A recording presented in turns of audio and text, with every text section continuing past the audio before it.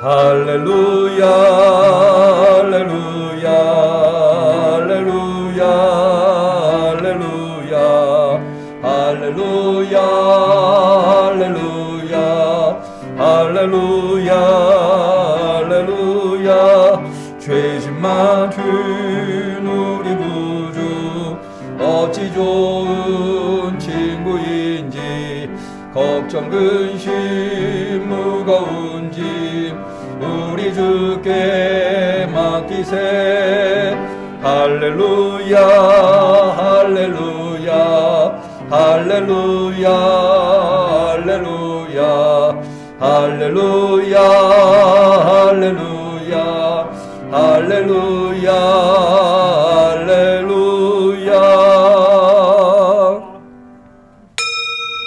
하나님은 영이시니 예배하는 자가 신령과 진정으로 예배할지니라. 아멘.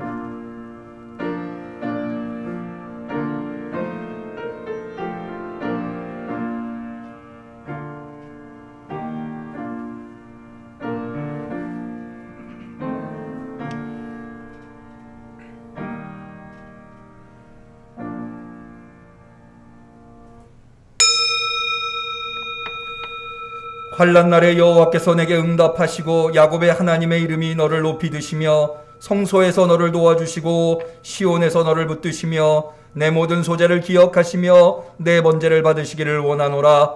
원수는 굽어 엎드려지고 우리는 일어나 바로 서도다. 여호와여 구원하소서. 우리가 부를 때에 왕은 응낙하소서. 아멘. 험악한 세상 속에 하루하루 영적 전쟁을 치룰 수밖에 없는 주의 자녀들을 하나님께서 지키시고 보호하시고 인도하여 주시옵시사. 오늘도 이렇게 거룩한 성일에 기쁨으로 감사함으로 신령과 진정으로 나와 예배케 하신 것 참으로 감사를 드리옵나이다. 우리가 진심 어린 감사로 주께 예배하오니 하늘 문을 열어 주옵시고 하늘의 구원을 베풀어 주시옵소서. 결코 넘어지지 않는 은혜를 허락하옵소서. 예수님의 이름으로 기도 올리옵나이다. 아멘.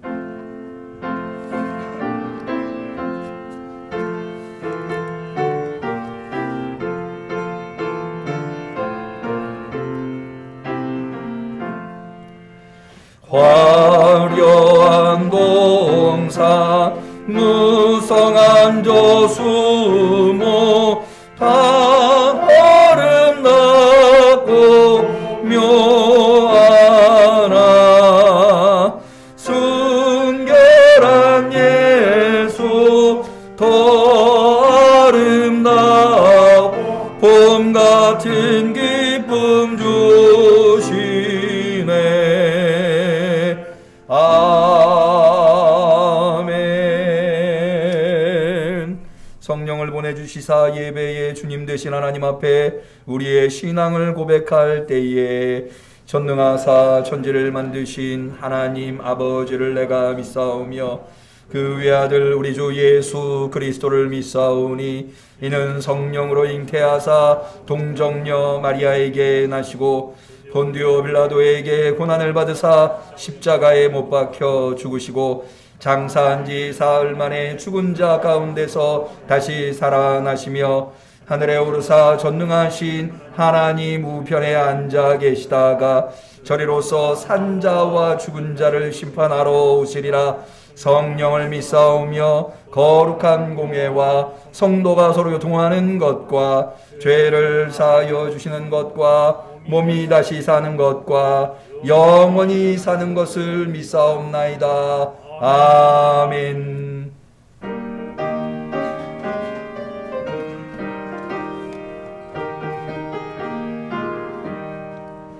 황무지가 장미꽃같이 피는 것을 볼 때에 구속함에 노래 부르며 거룩한 길 다니리.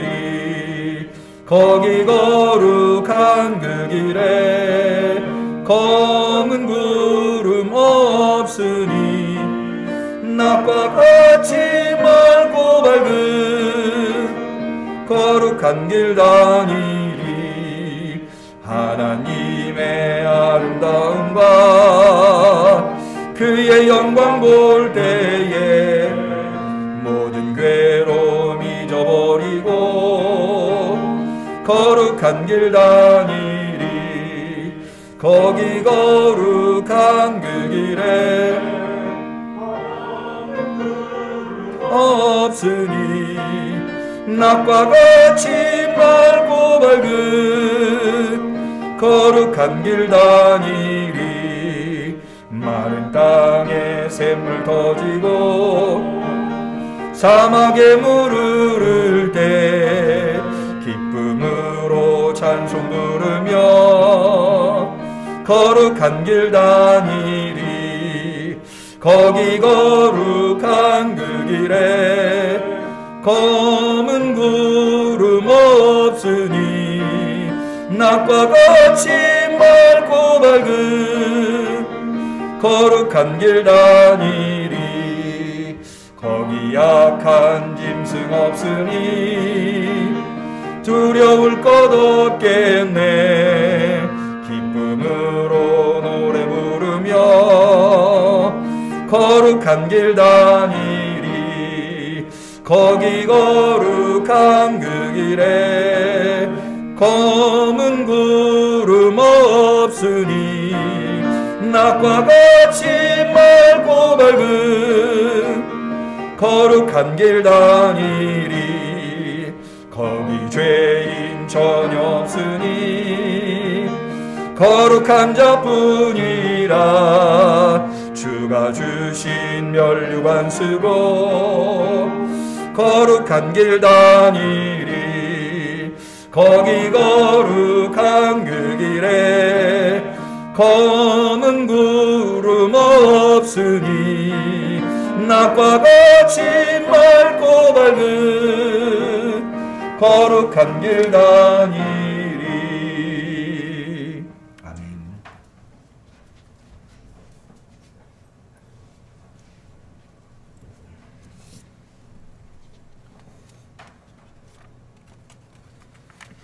온 우주 만물을 창조하시고 주관하여 주시는 하나님 아버지 감사드립니다. 오늘도 복주시마 약속하신 거룩한 주일을 허락하시고 신령과 진정으로 예배드리게 하심을 감사드리옵나이다. 지난 한 주간도 승리하게 하시고 지켜주시고 인도해 주시고 채워주시고 기쁜 소식만 오가게 하심을 감사드리옵나이다. 특별히 6월 호국보훈의 달을 맞이해서 나라를 위해서 목숨을 바치신 분들의 숭고한 희생 정신을 생각하며 그분들로 인하여 이 나라가 세계무역 10대 선진국으로 발전하고 민주화를 이룰 수 있었고 민족 복음화로 삼천리 금수강산에 십자가가 우뚝우뚝 솟을 수 있음을 생각하며 다시 한번 나라를 위해 목숨을 바치신 순국 선열의 넋을 생각하고 성령께서 그 영혼들을 위로하여 주실 줄 믿습니다. 아멘. 아직도 코로나19로 인해 전 세계적으로 고통 가운데 있는데 성령께서 함께 하셔서 어서속히 코로나19가 종식되어 경제가 회복되고 성도님들의 생활이 정상적으로 돌아갈 수 있도록 함께하여 주시옵소서. 응암 성도님들은 한 성도님도 감염되지 않도록 성령께서 지켜주시고 보호하여 주시옵소서. 지난 상반기 동안 눈동자와 같이 지켜주시고 신명기 28장의 말씀대로 들어오나 나가도 복을 받게 하시고 성읍에서도 복을 받게 하시고 심지어는 떡반죽 그릇과 우양의 새끼까지도 복을 받게 하심을 감사드리옵나이다. 올 하반기에도 계속적으로 받은 복을 셀 수 없을 정도로 응암 성도님들에게 복의 복을 더하여 주시옵소서. 또한 응암 성도님들 하절기 무더위 기간을 아무 사고 없이 건강하게 지낼 수 있도록 지켜주시고 함께하여 주시옵소서. 주님께서 허락하신 역천동 성전 이곳에서 모든 성도들이 기도하며 새성전의 꿈과 비전을 품고 준비하게 하심을 감사드리옵나이다. 응암 성도님들 기도하며 새성전 건축이라는 큰 도전을 능히 이겨낼 수 있도록 사명을 완수할 수 있도록 능력에 능력을 더하여 주시니 감사드리옵나이다.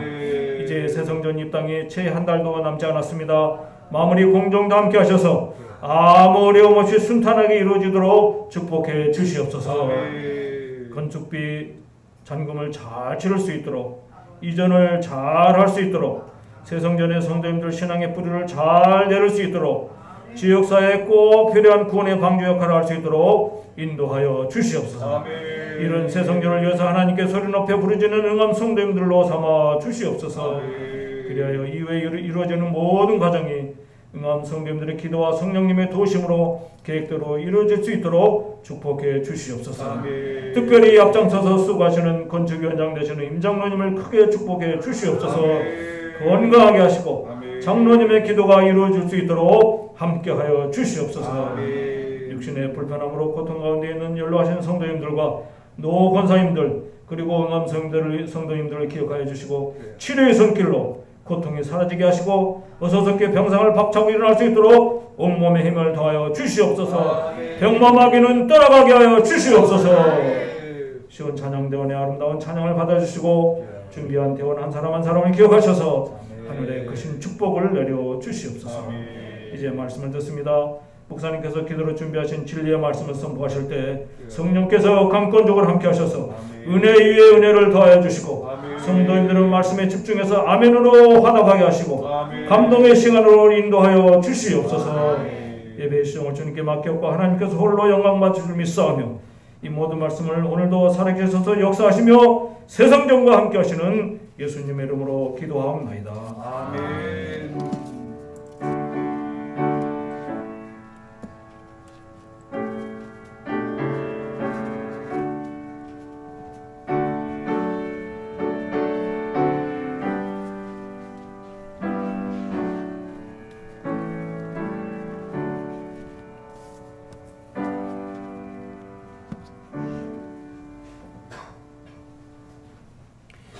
하나님께서 우리의 간절한 기도를 들어주시기를 축원합니다.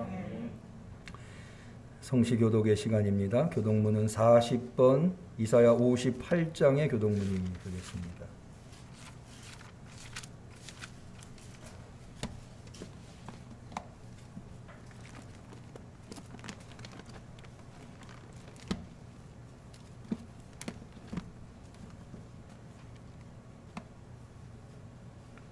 교독문 40번 이사야 58장. 나의 기뻐하는 금식은 흉악한 결박을 풀어주며 멍예의 줄을 끌어주며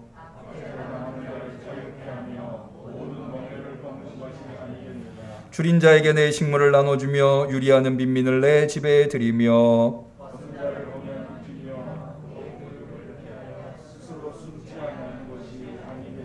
그리하면 내 빛이 아침같이 비칠 것이며 내 치료가 급속할 것이며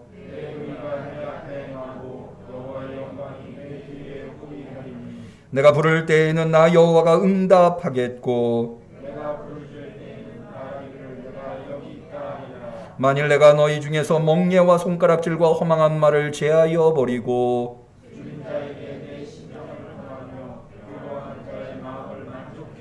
내 빛이 흑암 중에서 발하여 내 어두움이 낮과 같이 될 것이며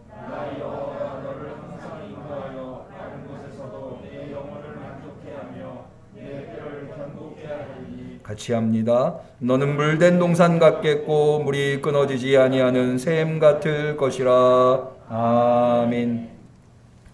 하나님의 말씀은 미가 7장 11절입니다.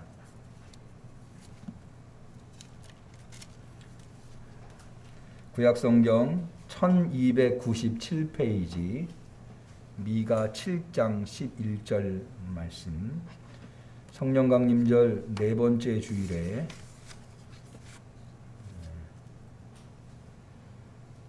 새성전을 3주 앞두고 있는 주일에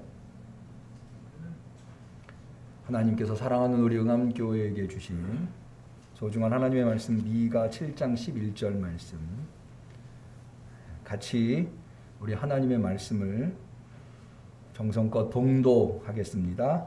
내 성벽을 건축하는 날 곧 그날에는 지경이 넓혀질 것이라. 이는 하나님의 말씀입니다. 아멘. 이 시간에는 양윤진 연주 성도님께서 특성을 준비하셨습니다.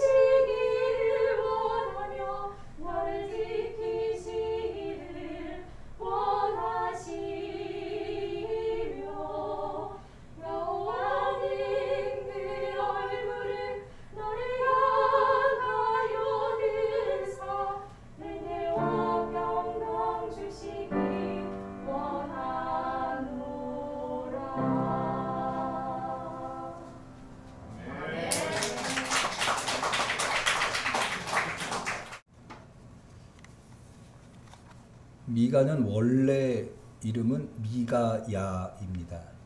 근데 그것을 줄여서 되게 미가라고 우리가 흔히 말합니다. 미가야는 무슨 뜻이냐면 여호와 같으신 이가 누구신가 라고 하는 뜻입니다. 그러니까 이 말의 의미는 여호와는 어느 것과 견줄 수 없는 유일무이한 전지전능하신 하나님, 유일신이라고 하는 의미입니다. 우리가 이 미가서를 잘 모릅니다만은 사실은 미가서는 굉장히 중요합니다. 성경에는 4권의 대선지서와 12권의 소선지서가 구약에 있는데 이사야서부터 예레미야까지 이사야, 예레미야, 에스겔, 다니엘 이렇게 4권이 대선지서고 그 다음에 나오는 말라기까지가 12권이 소선지서입니다. 이 대선지서, 소선지서의 구별은 큰 의미는 없습니다. 분량이 많으면 대선지서고 분량이 적으면 소선지서입니다. 근데 이 대선지서, 소선지서의 구별보다 더 중요한 것은 그 예언자가 어디에서 어느 시기에 활동했는가 이게 훨씬 더 중요합니다.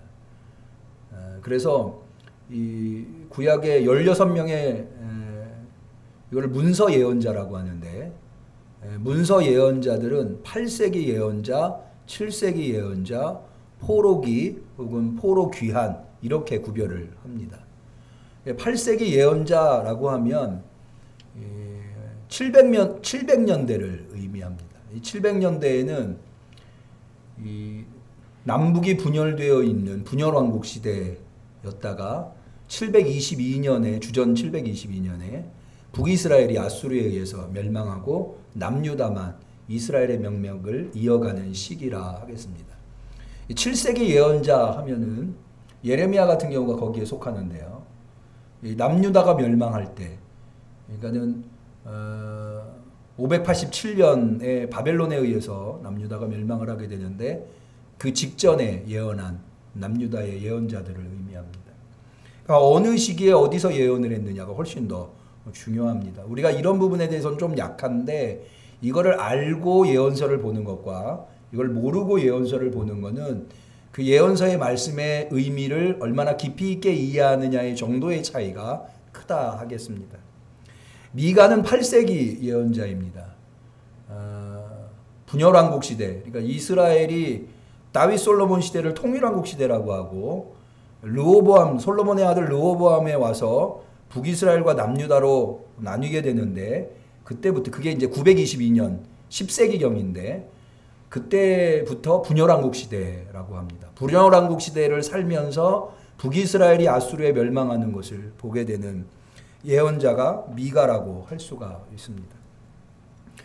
그런데 이 시대에 같이 활동한 인물이 이사야가 있는데요.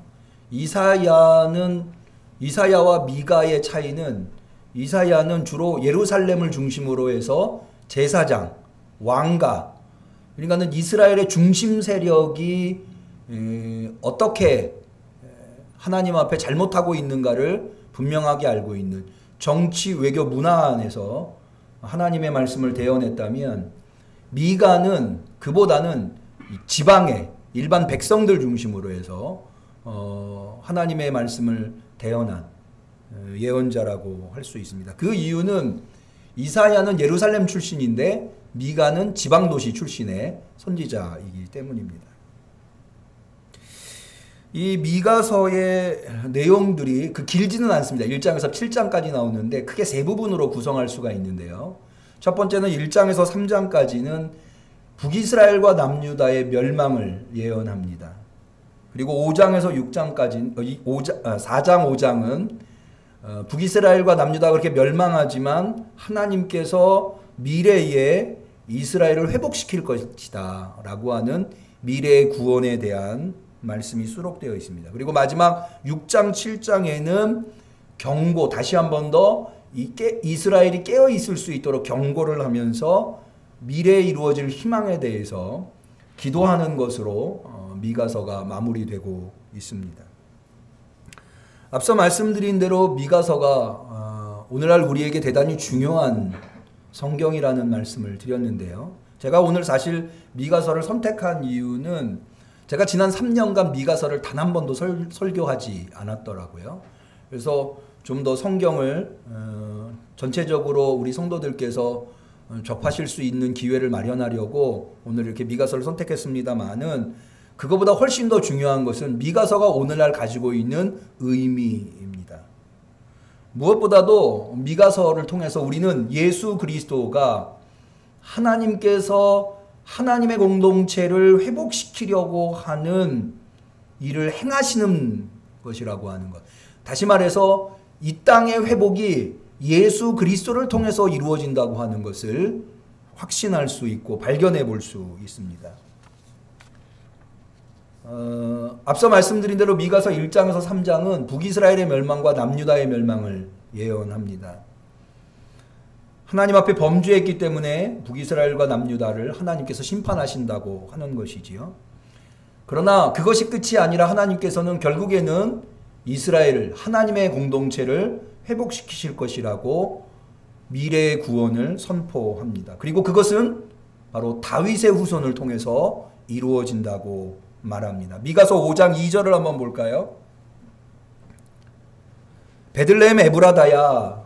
여기 베들레헴 에브라다라고 하는 곳은 다윗의 출생지, 고향입니다. 너는 유다 족속 중에 작을지라도 이스라엘을 다스릴 자가 내게서 네게로 나올 것이라. 여기 네게로 나온다라고 하는 것은 마치 다윗이 하나님 앞에 나와서 이스라엘의 왕으로 기름 부음 받듯이 미래에 하나님께서 이스라엘을 회복하고 구원하실 통치자가 하나님 앞으로 나오게 될 것이다 라고 하는 의미고요. 그럼에도 불구하고 그가 다윗의 후손임에도 불구하고 다윗의 왕권의 계승자임에도 불구하고 그의 근본은 상고의 태초에니라.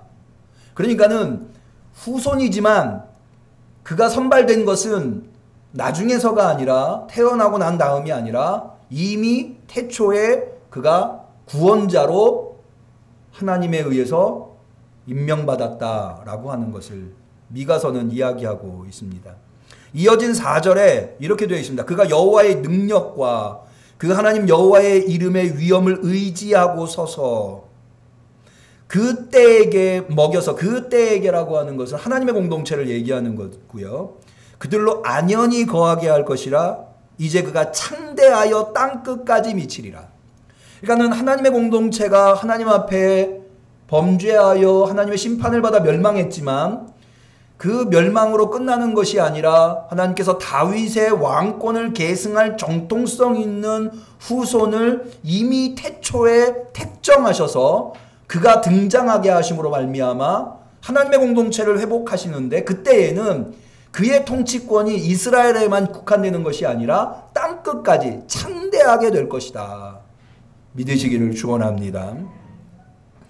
이것이 명백하게 예수 그리스도를 통해서 이루어졌다고 하는 것을 우리는 마태복음에서 확인해 볼 수 있는데요.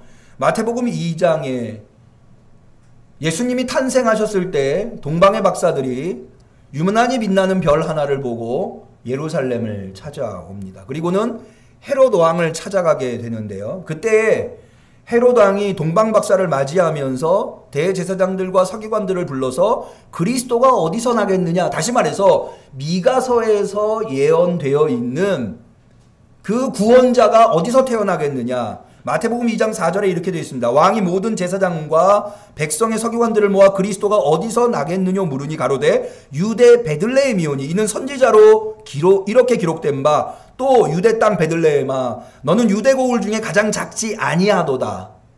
내게서 한 다스릴 자가 나와서 내 백성 이스라엘의 목자가 되리라 하셨음이니이다. 이 말씀은 명백하게 앞서 미가서 5장 2절을 인용한 것으로 되어 있습니다. 그렇게 함으로 말미암아 미가서 5장 2절의 말씀 베들레헴 에브라다야 너는 유다 족속 중에 작을지라도 이스라엘을 다스릴 자가 내게서 내게로 나올 것이라 그의 근본은 상고의 태초에니라 라고 한 이 말씀이 예수님의 탄생을 통해서 성취되었다고 하는 것을 마태복음 명백하게 우리에게 가르쳐 주고 있습니다.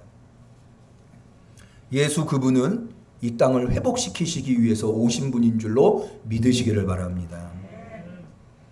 예수님이 비록 다윗의 후손으로 이 땅에 오셨지만 그분은 이미 태초에 이 땅을 회복하는 하나님의 통치자로, 정통성 있는 통치자로 임명받았다고 하는 것이 미가서 5장 2절에 예언되어 있는 바인데, 누가복음에 의하면 마태복음에는 예수님의 족보가 아브라함과 다윗으로부터 출발된다고 한다면, 그리고 내림차순으로 예수님에게까지 이른다고 한다면, 누가복음에도 예수님의 족보가 제공되고 있는데 예수님으로부터 올림차순으로 족보가 기록되어 있습니다. 보면 예수님의 족보는 어디에까지 이르냐? 아담을 넘어서 하나님에게까지 이르는 것을 볼 수가 있습니다.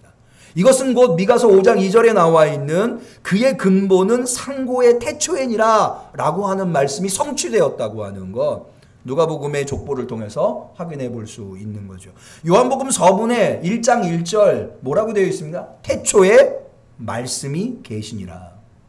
이 말씀이 예수 그리스도를 의미하는 거죠. 그래서 예수 그리스도가 비록 이 땅에 다윗의 후손으로 왔지만 그분은 이미 태초로부터 하나님의 정통성 있는 통치자로 임명받아 이 땅에 회복을 위해서 오셨다고 하는 것, 그것을 알 수가 있습니다.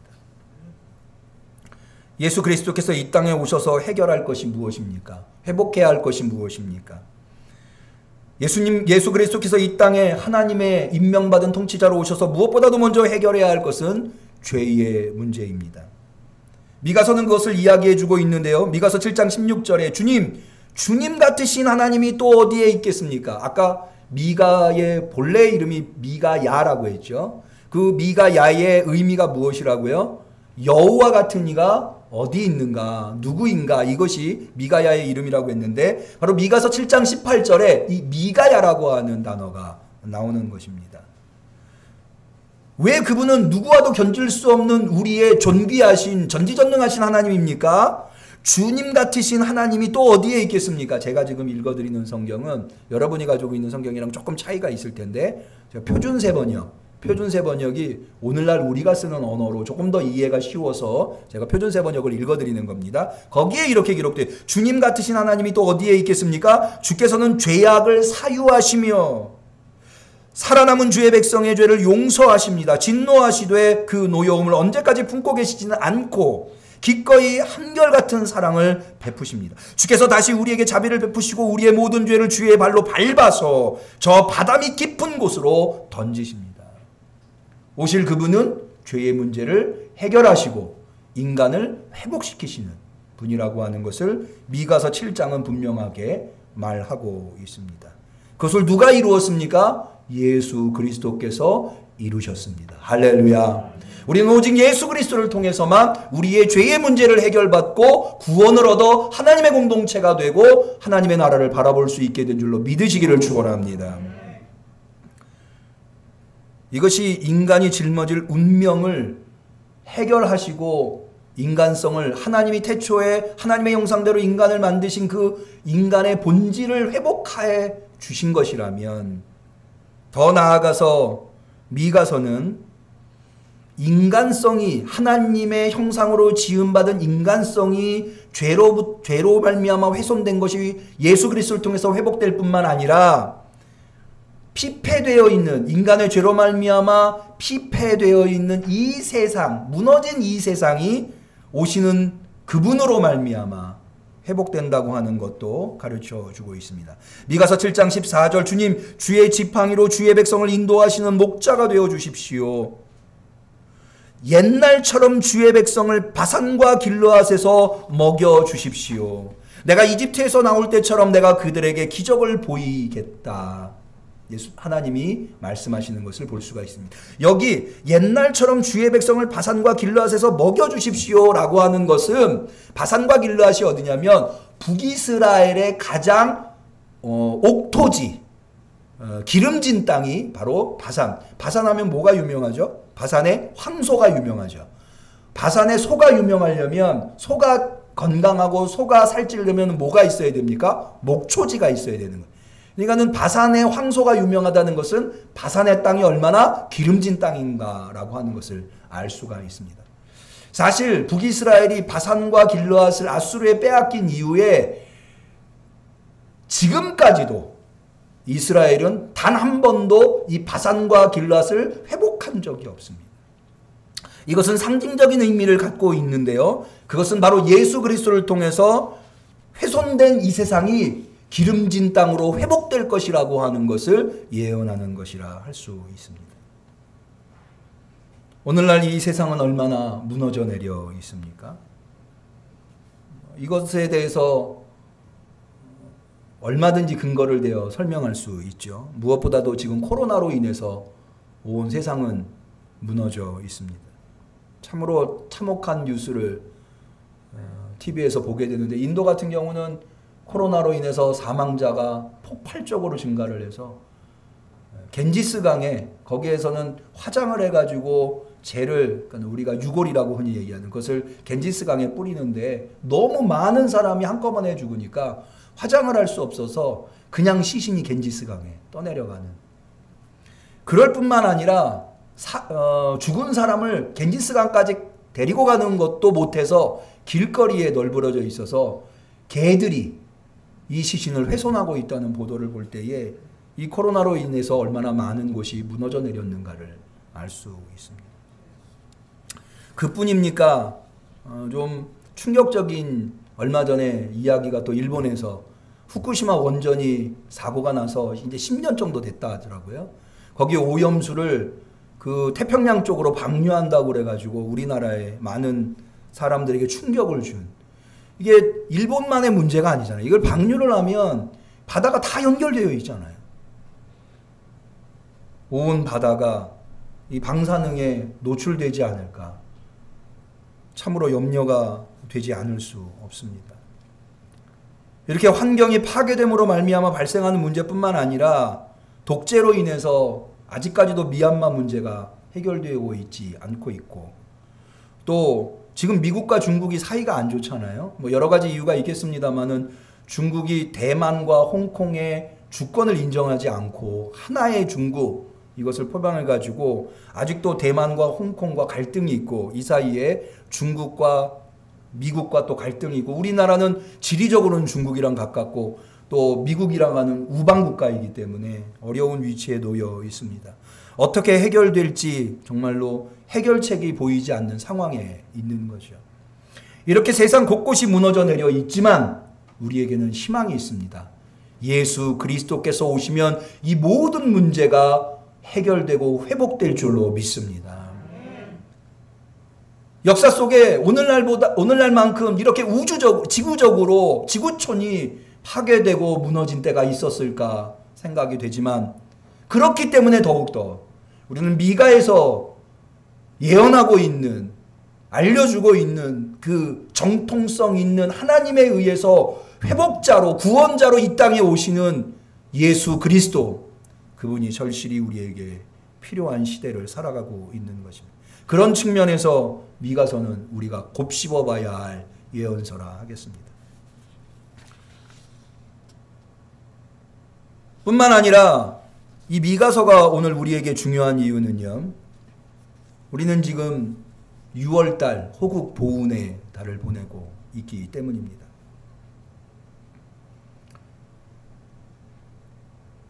미가가 활동한 시기가 8세기라고 말씀을 드렸죠.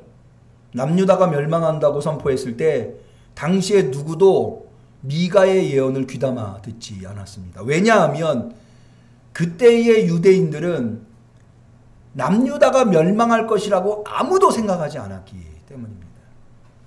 거기에는 이유가 있는데요.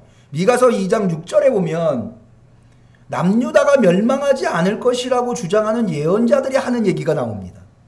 그들의 예언자들이 말한다. 너희는 우리에게 예언하지 말라. 여기 너희라고 하는 것은 미가를 의미합니다. 우리에게 예언하지 말라. 이 모든 재앙을 두고 예언하지 말라. 남유다가 재앙으로 멸망할 것이다. 하나님의 심판으로 망할 것이라고 말하지 말라는 거예요. 이유가 뭐냐? 하나님이 우리를 망신시키실 리가 없다. 무슨 얘기인 거 아니? 남유다가 하나님을 잘 섬기고 있는데 하나님께서 이스라엘을, 남유다를, 예루살렘을 멸망시키실 리가 있냐? 설사 남유다가 하나님한테 좀 잘못했다 하더라도 하나님은 무한한 자비와 은혜로 용서해 주시고 참아 주시는 분이다. 북이스라엘은 멸망할지 몰라도 남유다는 절대 멸망하지 않는다 라고 주장하는 사람들이 주류를 이루었습니다. 그러나 미가가 예언한 지 150년 후인 587년에 결국 남유다는 멸망합니다.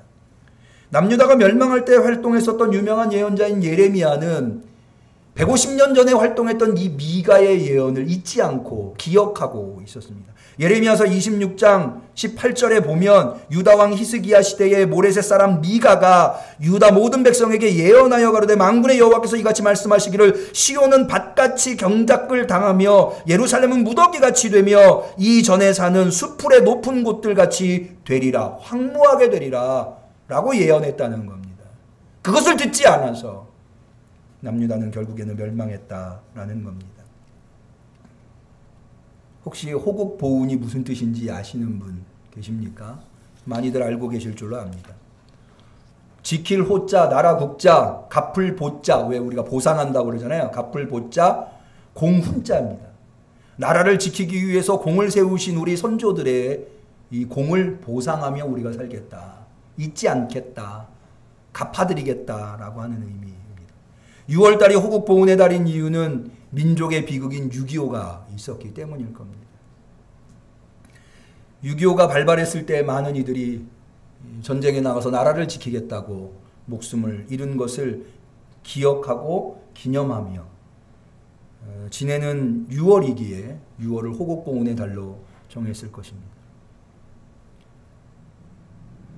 저는 대한민국이 하나님이 복되게 주신 위대한 나라라고 믿습니다. 제가 그렇게 밑도 끝도 없이 목사이기 때문에 얘기하는 게 아닙니다.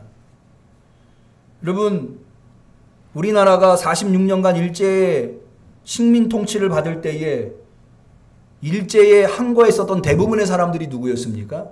기독교인들이었습니다.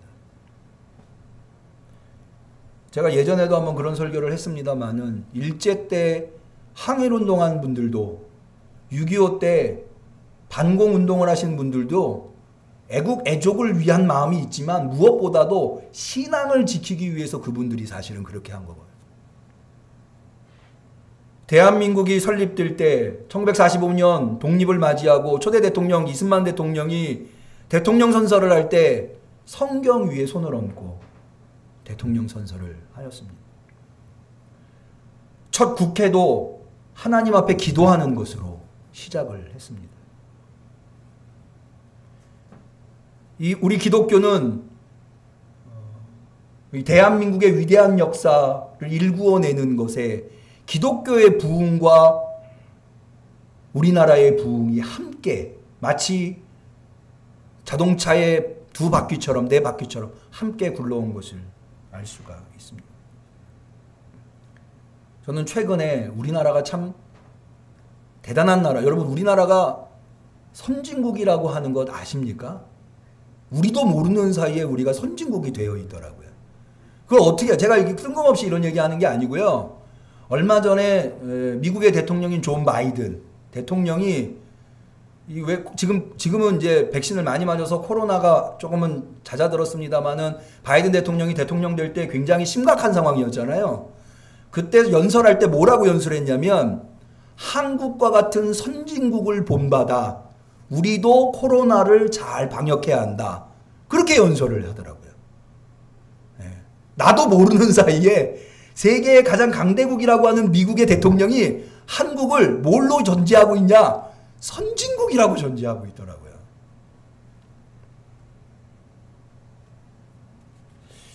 우리나라는 6.25 전쟁이 끝난 다음에 무엇 하나 남아있지 않았던 말 그대로 후진국이었습니다. 그랬다가 70년대 개발도상국이 되었고 어느 순간 우리도 모르게 선진국 반열에 올랐습니다. 뭐 우리가 다 알고 있듯이 이런 나라는 지구에 대한민국밖에 없습니다. 또 놀라운 사실이요.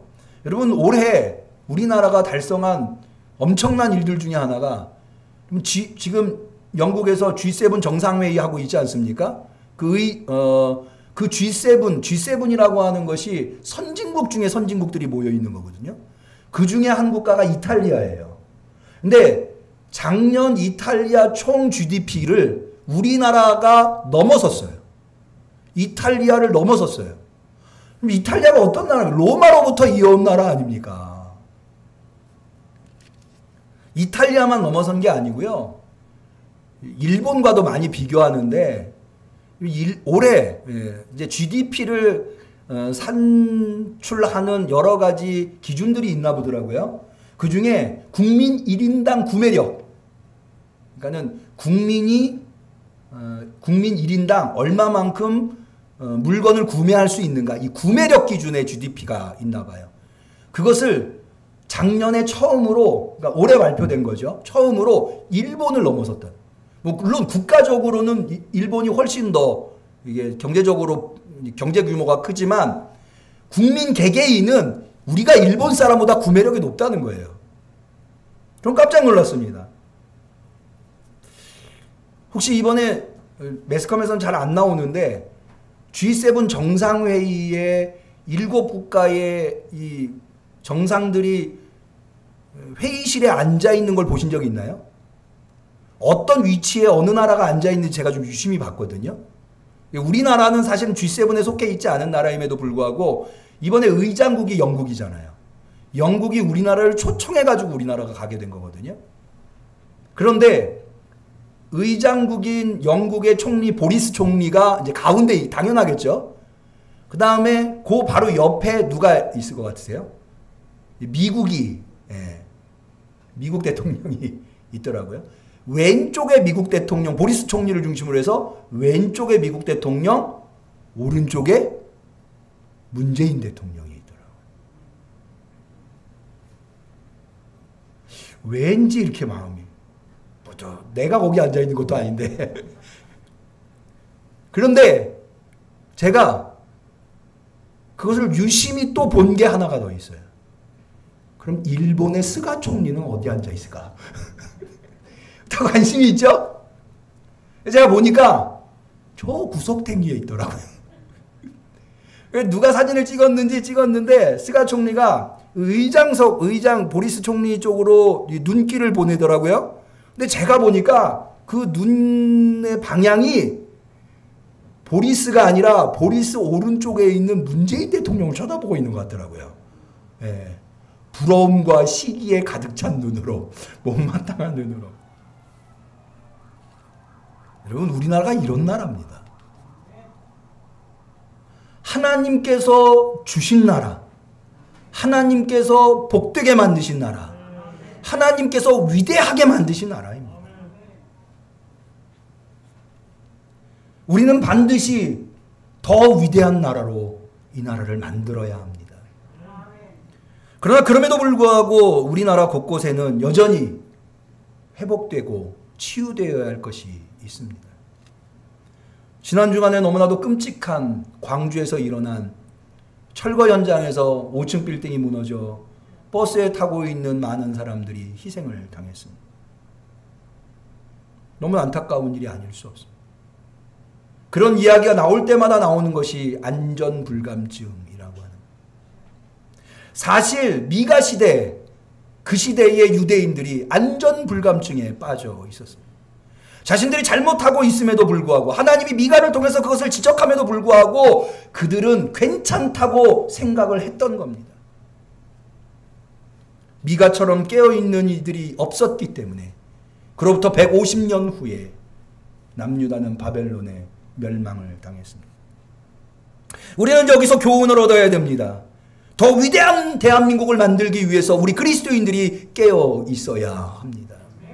그럼 어떻게 깨어 있어야 할까요? 우리는 미가서에서 주는 교훈을 통해서 우리가 어떻게 깨어 있어야 하는가를 배워야 합니다. 미가는 남유다가 멸망한 첫 번째 이유를 사회적 공의가 무너졌기 때문이라고 지적하고 있습니다. 미가서 2장 2절 탐나는 밭을 빼앗고 탐나는 집을 제 것으로 만든다. 집 임자를 속여서 집을 빼앗고 주인에게 딸린 사람들과 유산으로 받을 밭을 제 것으로 만든다. 오늘날 얘기가 아니에요. 지금부터 2800년 전 얘기예요. 이건 만약 미가서에 있는 말이 아니라 미가서에 있는 말씀이라고 생각하지 않으면 마치 오늘날 한국 사회를 지적하고 있는 것처럼 들릴 수도 있어요. 힘 있는 자들이 자신들의 힘을 가지고 힘없는 사람들의 집과 밭을 빼앗고 있는, 사회적 공의가 무너져 내려버린, 하나님은 미가를 통해서 이것을 지적하고 있는 것입니다. 여러분, 우리 그리스도인들이 이 사회의 공의가 무너지지 아니하도록 깨어 있어야 합니다. 이 사회를 지켜내야 합니다. 그럴 수 있는 우리 응암교회 성도님들이 되시기를 바랍니다. 두 번째로 미가가 지적하고 있는 것은 남유다가 멸망한 이유가 도덕성이 무너졌기 때문이라고 가르쳐주고 있습니다. 미가서 7장 4절, 그들 가운데 제일 좋다고 하는 자도 쓸모없는 잡초와 같고 가장 정직하다고 하는 자도 가시나무 울타리보다 더 고약하다. 이게 무슨 얘기냐면은요, 겉으로 보기에는 도덕적으로 보이고 겉으로 보기에는 착해 보이고 겉으로 보이기에는 정직하게 보이는 사람들이 막상 알고 보니까 고약한 범죄자들이었다는 거예요. 이것도 마찬가지죠. 오늘날 우리 한국을 얘기하는 게 아니에요. 2800년 전에 남유다의 시대를 얘기하고 있는 거예요. 여러분, 우리 그리스도인들이 이 사회의 도덕성이 무너지지 않도록 깨어 있어야 합니다. 그것이 바로 우리 그리스도인들이 지켜내야 할, 절대 안전하다고 생각하면 안 될 깨어있는 파수꾼의 역할이라고 봅니다. 마지막으로, 사실은 이런 것보다도 더 중요한 그리스도인이 지켜내야 할 것이 있다면 바로 예배자로서의 진실성입니다. 미가서 6장 6절, 내가 주님 앞에 나아갈 때에 높으신 하나님께 예배를 드릴 때에 무엇을 가지고 가야 합니까? 번제물로 바칠 1년 된 송아지를 가지고 가면 됩니까? 수천 마리의 양이나 수만의 강줄기를 채울 올리브 기름을 드리면 주께서 기뻐하시겠습니까? 제사를 드리는, 예배를 드리러 나오는 유대인들이 이렇게 얘기한 겁니다. 무슨 얘기냐? 내가 하나님 앞에 나아갈 때 좋은 제물 준비해서 하나님 앞에 드리면 그걸로 하나님이 기뻐하시지 않겠냐? 제물이 중요한 것이다. 그런데 하나님 뭐라고 말씀하는지 아십니까? 8절에 너 사람아, 무엇이 착한 일인지를 주께서 이미 말씀하셨다. 주께서 너에게 요구하시는 것은 오로지 공의를 실천하며 인자를 사랑하며 겸손히 내 하나님과 함께 행하는 것이 아니냐. 무엇입니까? 우리가 하나님 앞에 드리는 제물이 중요한 게 아니라 그 제물을 드리러 나오는 예배자가 중요하다는 겁니다. 그 예배자가 진실한 예배자가 되어야 한다는 겁니다. 진실한 신앙인, 진실한 예배자. 그것이야말로 이 나라 이 민족을 위대하게 만드는 그리스도인이 해야 할 가장 중요한 일. 그걸 도대체 누가 하겠습니까? 이 나라 이 민족을 이렇게 위대하게 만들어주신 하나님, 그 하나님 앞에 진실한 예배자, 진실한 신앙인이 되는 것, 그걸 도대체 누가 하겠습니까? 우리 그리스도인들이 해야 하는 것. 그럴 때야만이 이 나라는 더 위대하게 될 줄로 믿습니다. 미가서가 오늘 우리에게 중요한 마지막 이유는 사실은 우리 응암교회 교회적인 이유가 있습니다. 오늘 우리가 읽은 본문 다시 볼까요? 7장 11절. 내 성벽을 건축하는 날. 여기 내 성벽을 건축한다고 하는 것은 다윗의 후손으로 하나님이 보내주신 정통성 있는 통치자가 하나님의 공동체를 회복해서 성벽을 짓겠다는 거예요. 그런데 그 성벽이 어떠하다고요? 곧 그날에는 지경이 넓혀질 것이다. 할렐루야. 지경이 얼마나 넓혀지느냐? 12절에 그 규모가 나오는데요. 아수르에서 애굽성을 들에까지. 아수르는 북동쪽에 있는 제국이에요. 애굽은 남서쪽에 있는 제국입니다. 그 지경까지 넓어질 것이다. 이 바다에서 저 바다까지. 팔레스틴은 동쪽에 사해가 있고 서쪽에 지중해가 있습니다. 이 바다에서 저 바다는 지중해와 사해를 이야기합니다. 마지막으로 이 산에서 저 산까지. 이 산은 남쪽에 있는 시내산을 얘기하는 것이고 저 산은 북쪽에 있는 레바논산을 이야기하는 것입니다. 이스라엘은 단 한 번도 이런 토지를, 이런 성벽을 가져본 적이 없습니다. 그런데 하나님의 통치자가 오면 이렇게 된다고 하는 겁니다. 그럼 왜 그렇게 되느냐? 왜 이렇게 넓은 영토에 성벽을 짓느냐? 북이스라엘과 남유다가 멸망해서 흩어진 이스라엘 백성을 전 세계에서 모아와야 하기 때문에 그래서 이 큰 성이 필요한 것입니다. 여러분, 우리가 지난 50년간 하나님의 은혜로 신앙생활했었던 응암 이동에 있었던 성전은 더 이상 없습니다. 그러나 하나님께서는 우리에게 새 성전을 허락하셨습니다. 하나님이 우리에게 주신 위대한 성전인 줄로 믿습니다. 여기 나와 있는 대로 그날에는 지경이 넓혀질 것이다. 하나님이 허락하신 새 성전은 규모적으로 봐도 과거에 있었던 성전의 2배의 규모가 됩니다. 하나님은 왜 우리 응암교회에게 2배나 되는 새 성전을 허락하셨을까요? 저는 미가서에 나와 있는 이 말씀이 오늘 우리에게 주는 말씀이라고 생각합니다. 우리 응암교회는 지난 50년간, 지난 60년간 응암동에 있으면서 지역에 있는 많은 믿는 자들을 배출하였습니다.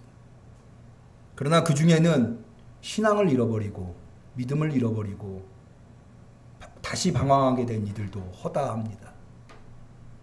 이제 새 성전은 그들을 다시 신앙 안으로, 믿음 안으로 세울 수 있는 성전이 되어야 할 것입니다.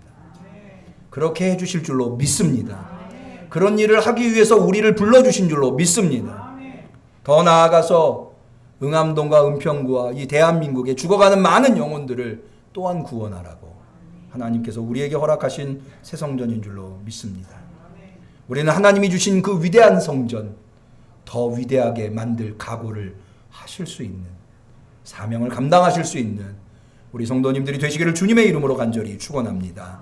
기도하겠습니다. 하나님 아버지, 우리에게 위대한 예수 그리스도를 보내어 주셔서 열방에 무너진 것들을 회복하여 주시니 감사합니다.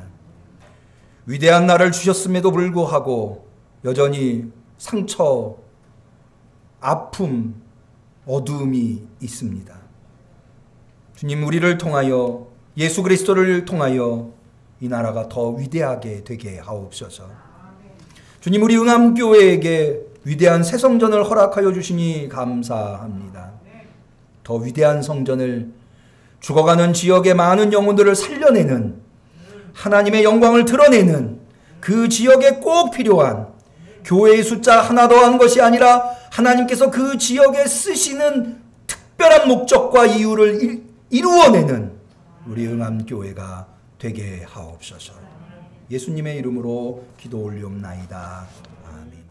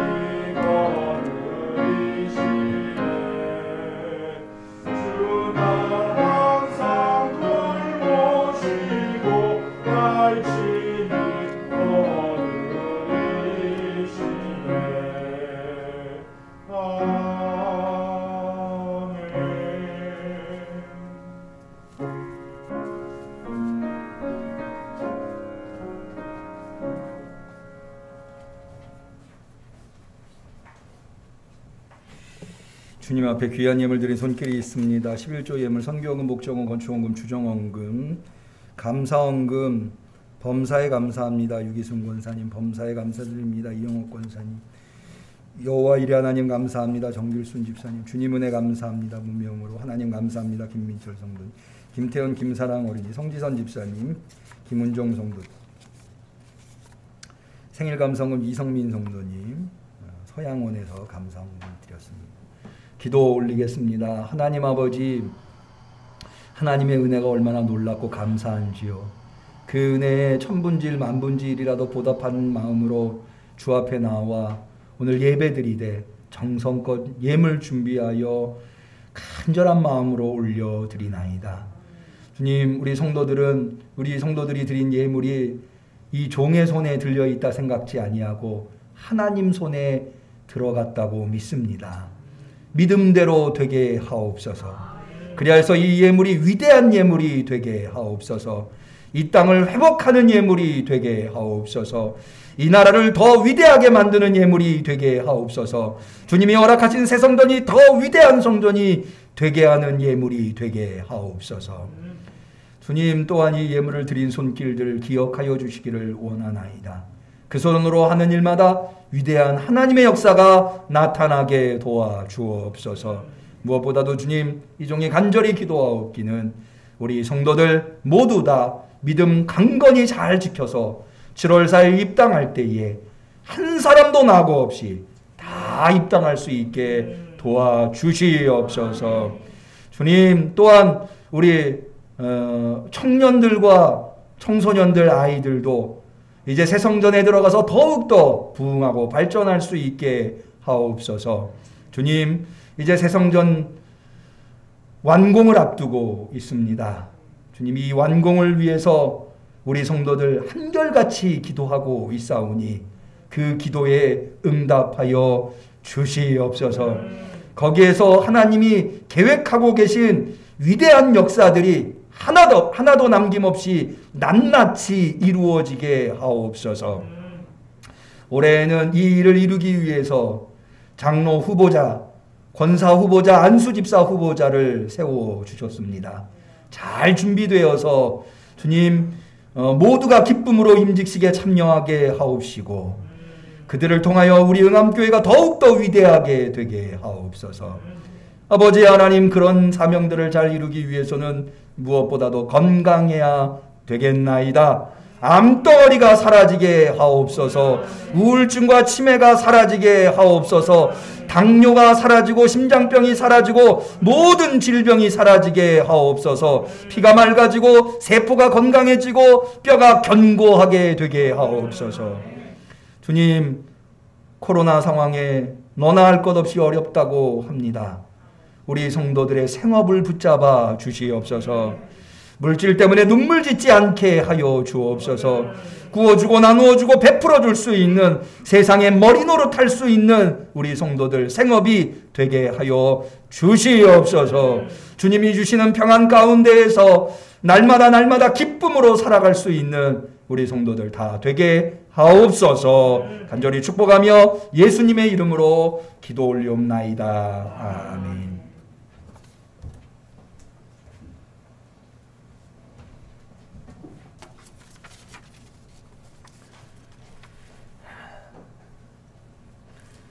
이번 주에 우리 생일이신 분이 계시네요.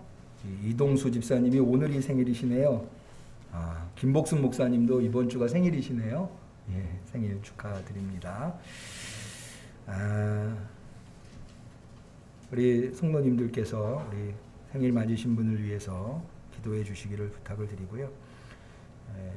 기도 부탁이 있어서 한 가지 좀 말씀을 드리면, 이제 우리가 6월 마지막 주까지 예배를 여기 임시예배초소에서 드리고 7월 첫째 주에 맥추감사절인데, 맥추감사절에 역사적인 새성전 입당을 하게 됩니다. 이를 위해서 이제 6월 27일 날 마지막 주에 예배 드리고 나면 그 다음 날인 28일 날 이전을 하게 되는데요. 본당은 거의 모든 성물들을 다 새로 마련을 했고요. 지금 임시예배처소에 있는 성물들은 2층 예배실, 예배실이 우리가 모두 세 곳입니다. 지하에 있는 본당 예배실이 있고요. 대예배실이 있고 2층 예배실과 3층 예배실이 있습니다. 그래서 2층 예배실은 의자에 앉아서 예배드리는 예배실인데 아마 거기에서 새벽 기도에 수요 예배 주로 예배를 드리게 될 거고요. 3층 예배실은 아동부가 예배드릴 수 있도록 이렇게 지금처럼 신발을 벗고 들어와서 바닥이 앉거나 이렇게 하는 예배실인데, 거기는 지금 교육관에 있는 성물들이 그리로 가게 될 겁니다. 그래서 이 임시예배처소 본당에 있는 개인 물품들을 두고 다니시는 분들이 계실 거예요.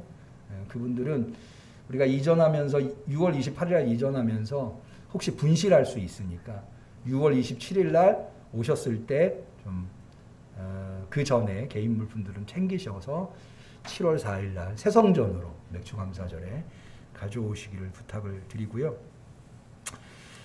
차제에 지난 주간에 좀 기도해야 할 기도 제목이 하나가 생겼는데, 우리가 엘리베이터가 좀 시공사와 엘리베이터 회사 사이에 좀 서로 커뮤니케이션에 문제가 생겨서 한 2주 정도 엘리베이터가 늦게 설치가 될 수도 있다고 합니다.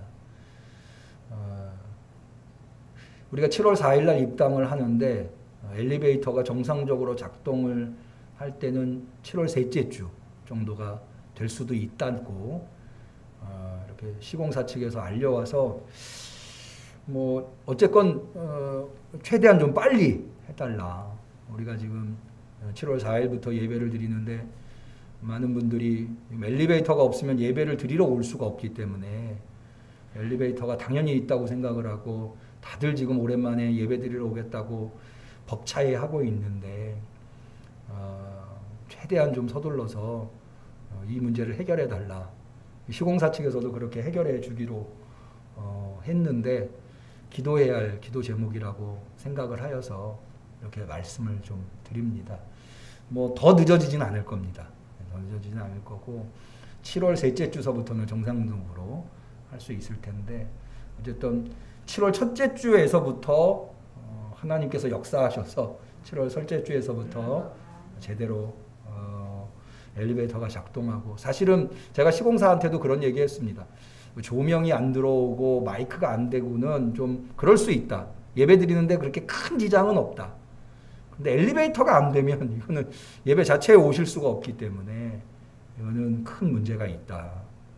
이거는 꼭 좀 책임지고 문제를 좀 해결해 달라고 강력하게 요청을 했고, 저뿐만 아니라 저보다 먼저 우리 건축위원장님께서 아주 강력하게 요청을 하고 계십니다. 이건 우리의 잘못이 아니니까 강력하게 요청을 하고 있는 상황인데, 어쨌든 하나님께서 역사하셔서 7월 4일 날 엘리베이터가 정상적으로 좀 작동이 돼서 예배 드리는데 어려움이 없을 수 있도록 이렇게 해주실 수 있도록 기도해 주시면은 감사하겠습니다. 나머지 광고는 주보를 참고하시고요. 우리 앞뒷분 옆분들과 또 우리 비대면으로 예배드리시는 성도님들, 주변에 있는 분들과 같이 인사 나누시겠습니다. 건강하세요. 좋은 일이 있을 겁니다.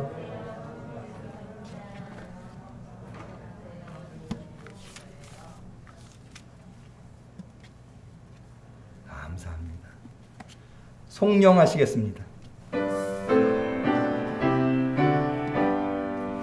구주와 왕이신 우리의 하나님, 땅 위에 산 성도들 다 찬양하여라.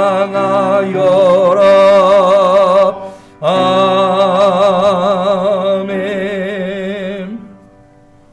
이제는